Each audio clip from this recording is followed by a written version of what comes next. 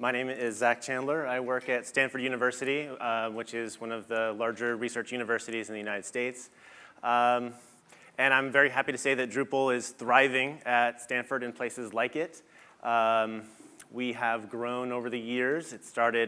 Our journey started about 10 years ago or so with a group of enthusiasts building things on their own from small units. And since then, we've developed a rather proficient, successful central unit, and the number of websites has scaled up to the order of magnitude of thousands, which seems kind of strange that one place would need 1,000 plus websites, but we have over 2,000 faculty, 5,000 sponsored projects a year, $1 billion in research funding every single year, so it's a very sprawling place. I've given a version of this talk a couple times before where it's filling people in on where we are now and how we got there.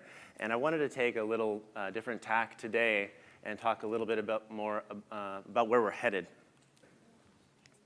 So before I get there, I wanted to give you some contextual information. First about me. Who is this guy, and why would they fly him from California to talk about this? So I personally have been involved in Drupal since about 2006, which I think is a seminal year. A lot of the famous Drupal shops now started about that time. And just by coincidence, so did I. And my career has I have a lot to thank Drupal for. So a lot of my success has been because I've been a member of the Drupal community.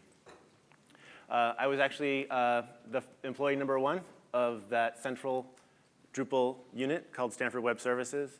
And I since have left them to focus more on an API strategy for the university as a whole, in part because they were so successful. So I was the web strategist for that team, and they kind of have it dialed now, so I didn't feel like I was really needed in that role. So now I work for the Dean of Research. And there's a little hand in the middle of my screen. Maybe I'll move that. Goodbye. I'm also known as the guy who is standing between you and lunch, so I'll try to make this a little faster, maybe. So I'm actually going to give you some context for Stanford and where I come from and what we do. And I'm really going to try and do this in 90 seconds. So I actually have a stopwatch on my phone. We'll see how I do. OK. So in Silicon Valley, which Stanford is in the heart of in California, we have very large, well-known companies, a lot of technology companies. And there's this sort of deeply intrinsic relationship between the university and how these companies got their start. So you're probably familiar with this company, but you might not know that its first server looked like this, and it was assembled in a Stanford dorm room. If you come, I can actually show you where this is. That's the very first Googlebot. And then, yes, it's actually made out of Lego, or Duplo, I suppose. And we have a lot of people try to figure out, how did Silicon Valley happen and how do we make it happen again? And here's someone that you probably didn't know about, and he was one of the really important people in creating that future where you have a university that's in the middle of these technology companies that regularly produces innovative companies. So Fred Terman was Dean of Engineering and Provost right in the 50s and 60s, really in the early days of Silicon Valley. We're talking about Fairchild Semiconductor, Shockley Semiconductor. And what made him special is that he saw what was happening around him. So he noticed that these companies were getting off the ground. He's dean of an engineering school. He's the one who figured out that we could compete for government grants and combine those with industry partnerships and really innovate quickly and create a tremendous amount of value. He was also a mentor to many important students and a connector. So the picture at the bottom, that's him shaking hands with David Packard and William Hewlett. So of course, they founded Hewlett-Packard, and in this picture, they are they're coming back to Stanford and launching a new lab. So I blew my 90 seconds. So the other thing that I wanted to, this is something that I just, as an inhabitant of Palo Alto and Silicon Valley, something that I noticed about what has created this place comes down to sometimes not just network, but physical proximity. So if you see up in the left-hand side, Sand Hill Road, I don't have a pointer, or maybe I do. So Sand Hill Road on the left, that is one of the largest concentrations of venture capital in the world. It's front-to-back venture capital companies. So we've got VC on the west, there's Stanford University in the middle, business school with a very strong entrepreneurship program, engineering school, one of the best in the world. And then if you go over to the right, on Page Mill Road, that's like wall-to-wall law firms, all specializing in technology, intellectual property, and so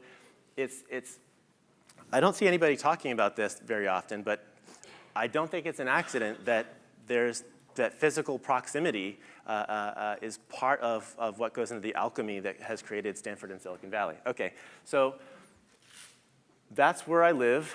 My office is right in the middle, under the I in university. So that's just some context for what Stanford is and what it has produced. So now I'm in a position where we have this really flexible, really powerful CMS that has permeated the university, which is a really hard thing to do because there is a tremendous amount of distributed autonomy and distributed funding. There's no telling any one unit at Stanford what to do. So we've come to Drupal by manner of convergence. However, for those of you who work with universities, Glenn, I know you do, but I think this probably also works for other large enterprises of its kind. There's a separation between enterprise software and web. There's a culture difference, philosophy differences, not just technology stack.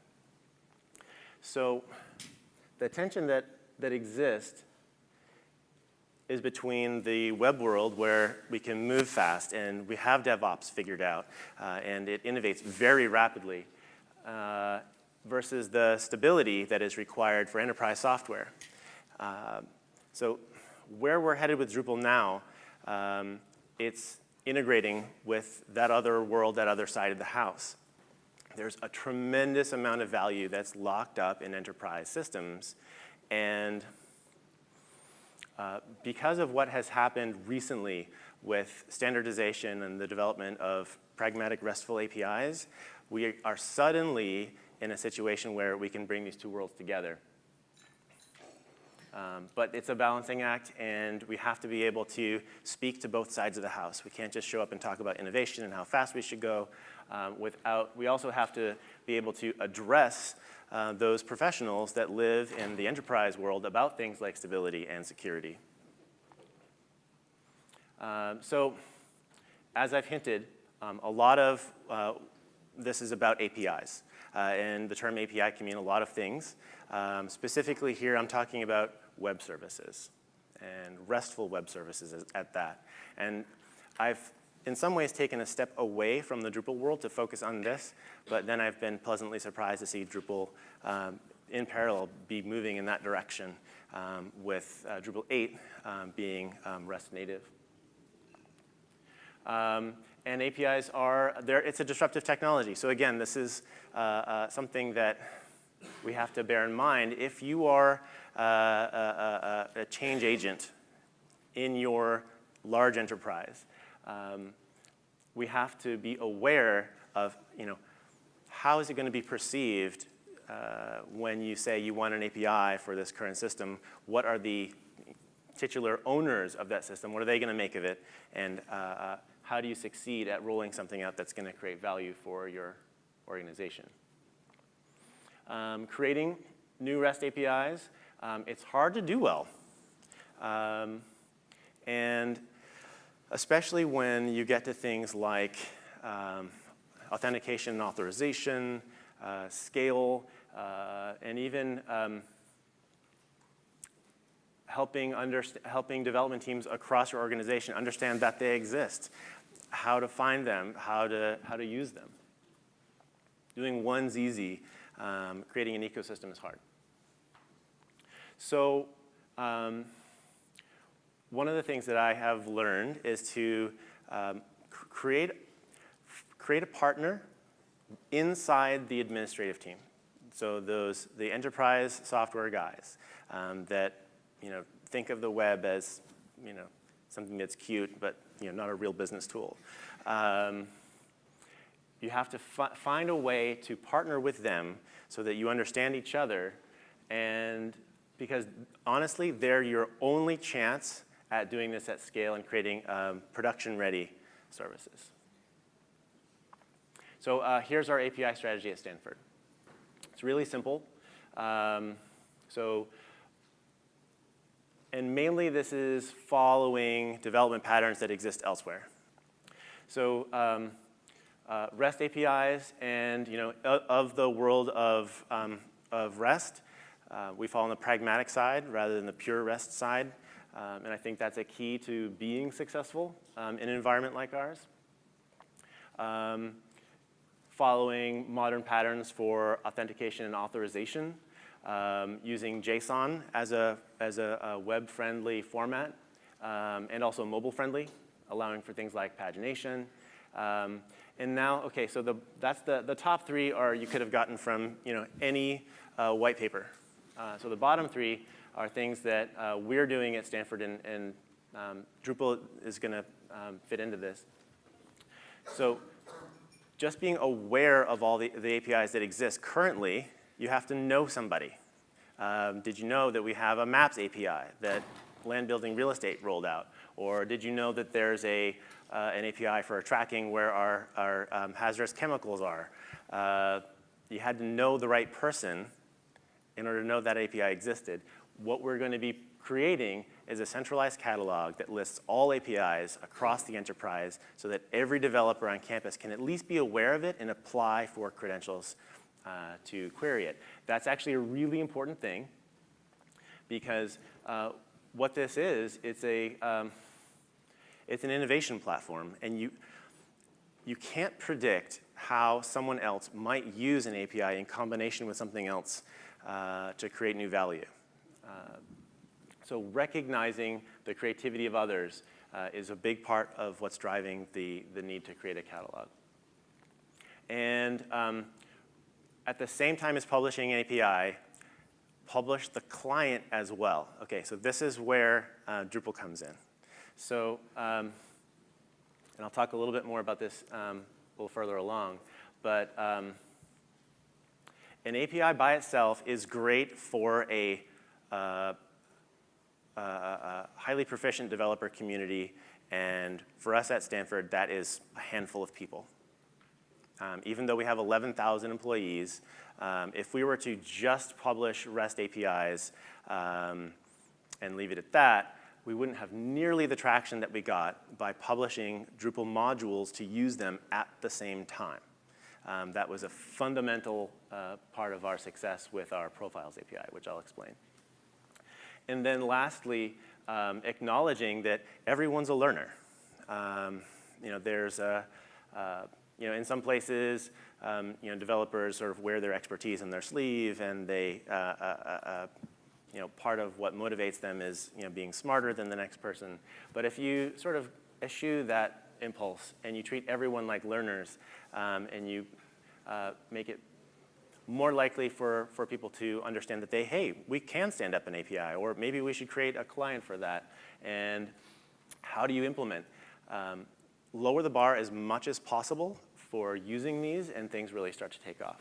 So intentionally create a community of practice. And what makes a good API, and this is part of the pragmatic REST philosophy, is that it's about the developers. So developers are smart and creative, and if your API sucks, they probably will not use it. So you have to be smart about following best practices, because they also will follow the path of least resistance, and they'll use something else. If you have an older SOAP API and you've kind of made it RESTful and it doesn't plug into, the endpoints don't make any sense, or there's 50 methods and your developers have to struggle to figure those out, you're doing it wrong. So DX has to drive your API design. So developers are the kingmakers. If you're developing an API, it should be for them. The subsequent applications that you build with them will be because the developer succeeded with your API. So we didn't figure this out by ourselves. So we happened to have a company that was local to us because of Stanford and its location. Apigee was based in Palo Alto. So this was several years ago. We brought them in to do a rapid API design workshop, that's the acronym RAD, to help us figure out how to roll out our very first API of this nature. And it was for our academic profiles system. So this is basically information about people and a canonical representation of a scholar, which sounds like it should be simple. It's not. It's super hard because of differences in disciplines and things like that. Doing this for an entire university and having it be successful regardless of what school or department or institute is extremely challenging. So Apigee came to Stanford. They ran an intensive 2-day workshop, helped us do our first API right, and then that established patterns that we could follow to build all of our subsequent APIs with. That's Marsh Gardner right there on the right. And I don't think Jam is still here, but I'd point out John Bickar to him if he were. So we had a really important moment, and luckily I captured that on my phone. OK, so here's our first API, profiles. And this comes down to good content strategy, right? So content strategy is the creation, curation, and governance of high-quality content and being able to do that over and over again. I mean, we saw that with Thunder. A lot of that comes down to good content strategy. So rather than having, I don't know, a half a dozen different places where someone would update their information about I won thus and such award, or I created a new publication, or I'm associated with this research group, we launched a website that actually grew out of the School of Medicine. It's called Stanford Profiles. So if you go to profiles.stanford.edu and you look somebody up, this is what comes up there. At the same time, we launched a REST API. And the people behind the core profiles project, I don't think they saw the importance of the API in the beginning, but man, oh man, it mattered so much. Most of the buy-in that we got from across campus, remember all those different units, all that autonomy, you can't force anything on them. It came from the fact that we had the API. And it wasn't enough to roll out the API. We had to make it easy to understand and easy to use. So hiding behind that first screen grab, that's actually a Swagger console. Developers in the room, who knows Swagger? OK, this was a really, really important thing for us to do. So instead of writing documentation for your API, by hand, here are our endpoints. These are the methods. This is what the data payloads look like. If you've designed it right, you can install Swagger, and it becomes a self-documenting API. And I cannot tell you how many times I've used this for debugging. So, and I think it's become a standard. Is that right, with the Open API? There's some sort of standardizing body that acknowledged Swagger as like the standard for open APIs. So that was a really key step. And then, we also rolled out the Drupal module at the same time. So this is basically the difference between succeeding and failing at rolling something out at a very large enterprise like ours. So as I mentioned, we don't have one Drupal website or 5 Drupal websites. We have, well, over 1,000. And of those, there's a few hundred that are fairly important. Many of them are individual websites. But Stanford Web Services took on the stewardship and maintenance of a project that actually spun up from a third-party shop that took the first crack at this module. But we made it dead simple to integrate. And we put it into the centralized distribution. So for all of those 1,000+ websites, maybe only 30 of them right now, well, okay, the entire School of Engineering, the entire School of Medicine, and about 30 others across campus are all running off of this API. But the other 1,000 actually have the module installed, and all they really need to do is turn it on. By making it that easy, we could do a little bit better in terms of making OAuth credentials easier to acquire. However, that's the reason why this approach has worked. Okay, I talked about a little bit of this already. Yeah, and so just jumping down to the last bullet there. Here we're targeting the Drupal site builder, not just developers. So mostly we think of APIs as being developer tools. But because we have this central shop that has always been focused on the site builder and sort of believing in the skill set of the broader community, we're focused on building tools that make it easier for everybody to take advantage of these APIs. And sort of this gets back to the why Drupal question. So Drupal is a really powerful tool, and by building the client the way we did, there were some sort of non-standard things we did that differ a little bit from the way that you expect API development to work. We don't make a whole ton of real-time API calls. Our APIs are not measured in like thousands of requests per second. And we pull content into those Drupal sites. We use e-tags in case content is updated. The client knows to go get what has changed. But in general, by using Drupal and something that is as powerful as that as your common client base, the API designers don't have to answer every request for functionality changes. So it really offloads a lot of the customization that you would have put onto the API. We need a new endpoint. We need a new query parameter.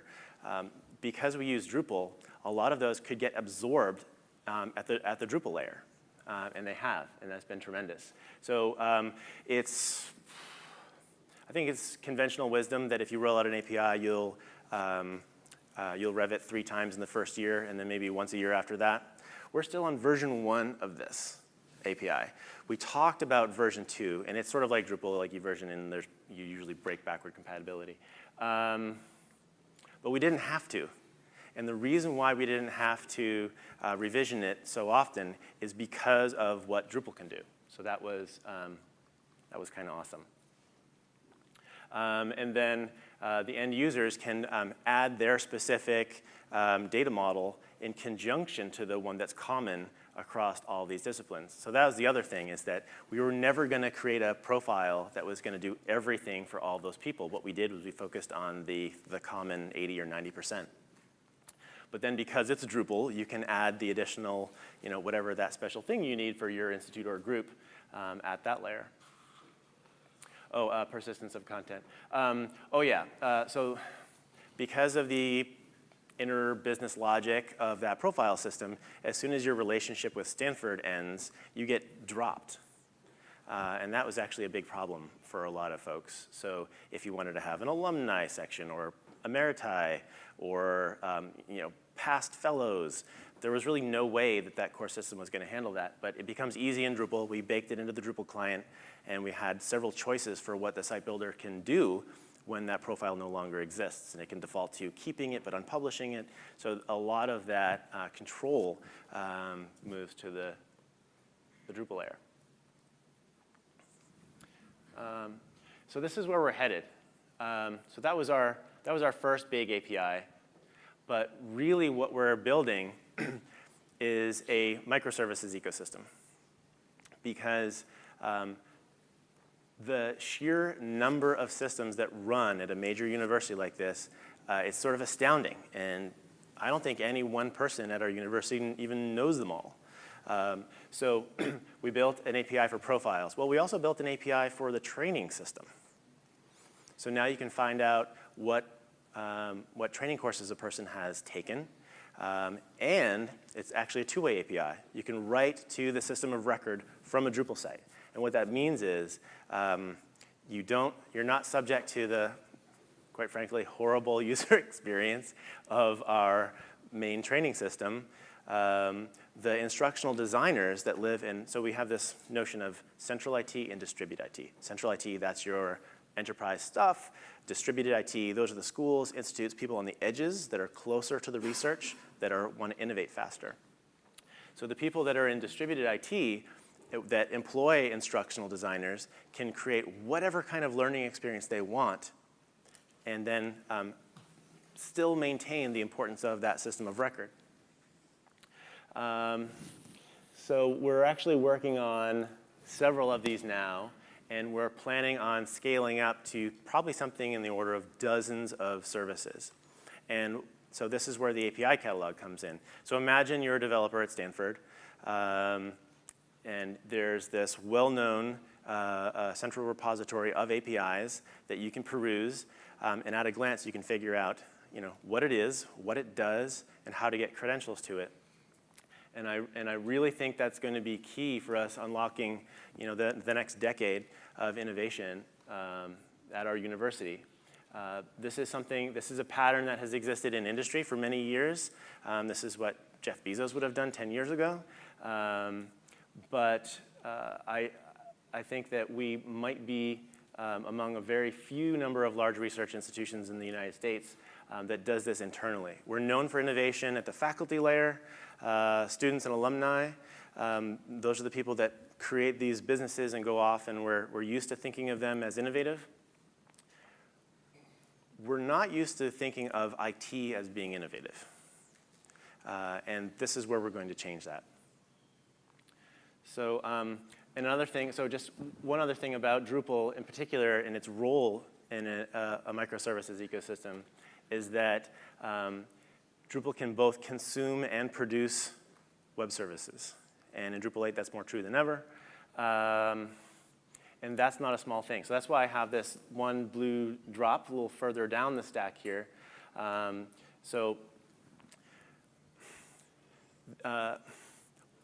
What it's going to allow us to do is to have a data owner of a core API. Maybe they're not inclined to create some change or create a new endpoint that serves a particular need for a client group on campus. But because Drupal is so widely distributed and you can get a site so cheaply that comes with these tools, it doesn't matter. You can create your own. So this development pattern can get really messy.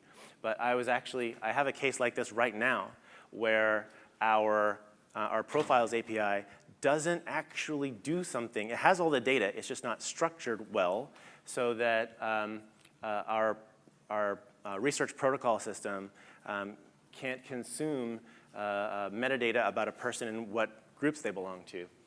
But because we have Drupal, we can actually create a microservice on top of that core web service and then put that back into the catalog. So it's really exciting for me. And I know that there are other universities that are also moving in this direction. But I think that the way that we're doing it could be a little different. So if you have any questions for me, I'd be happy to answer them. Thank you very much.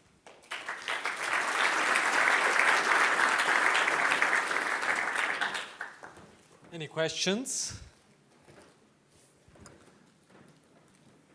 Yes. Over there? I'm curious to know, thank you for the talk. I'm curious to know, now you have the best engineers studying at Stanford. Are you somehow enabling them to, number one, become Drupal developers or use Drupal in their startups that they're hopefully going to be building?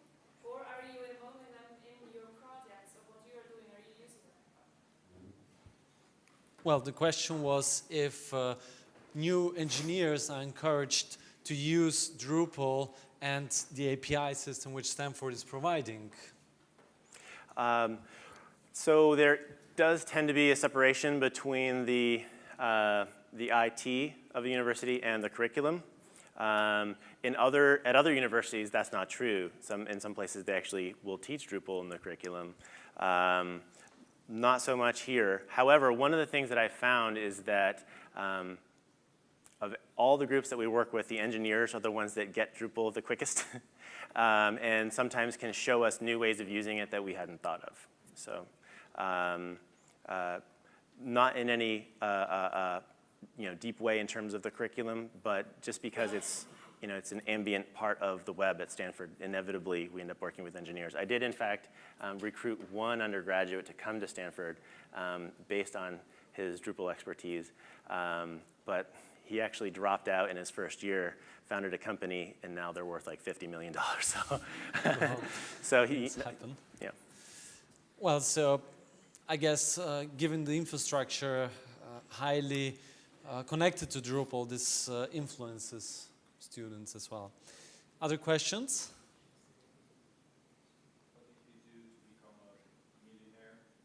I wish. No, I guess you were referencing to the student who dropped out? Oh, that guy? Yeah. So his name was Dmitry Gaskin. Does anybody remember Dmitry? Yeah. He came to Stanford, and I was like so excited to have him at Stanford. I thought he might become, so that was when Stanford Web Services was just starting, and I thought he might become the most overqualified intern of all time.